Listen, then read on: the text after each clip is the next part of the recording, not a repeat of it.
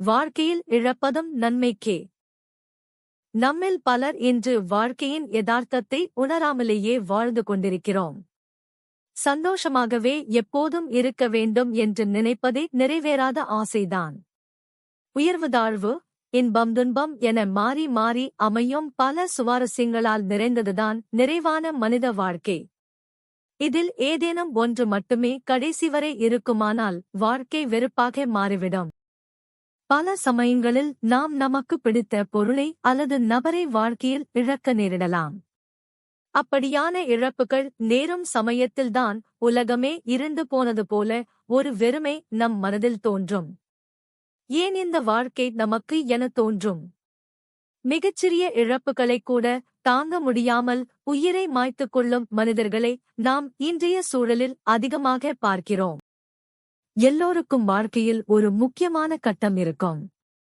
சாதித்த அனைவரின் வாழ்விலும் ஒன்றோ அல்லது அதற்கும் மேற்பட்ட பெரிய இழப்புகள் நேர்ந்திருக்கும்.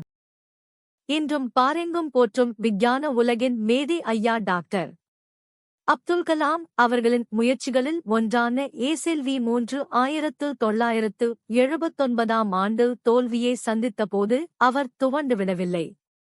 அதிலிருந்து மீண்டு வந்து அவர் முயன்றதால்தான் இந்தியாவின் 11வது குடியரசுத் தலைவரானார்.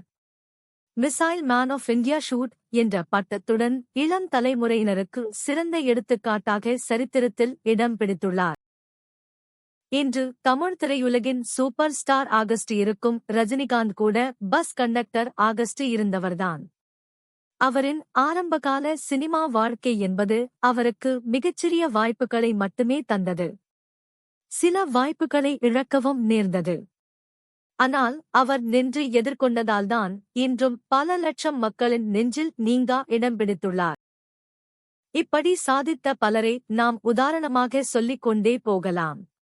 அவர்கள் எல்லோரது வாழ்விலும் இழப்புகள் இருந்திருக்கும். அப்படி அவர்கள் இழக்காமல் இருந்திருந்தால் இன்று அவர்கள் இந்த மிகப்பெரும் இடத்தில் இல்லாமல் அங்கேயே நின்று போய் இருந்திருக்கலாம்.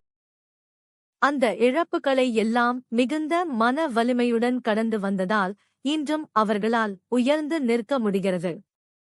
ஒருவன் அனைத்தையும் இழந்து நிற்கின்ற அந்த ஒன்றுமில்லாத சூழல்தான் உண்மையான வாழ்க்கை பாடம் கற்றுக்கொள்ளும் அழகிய பாடசாலை.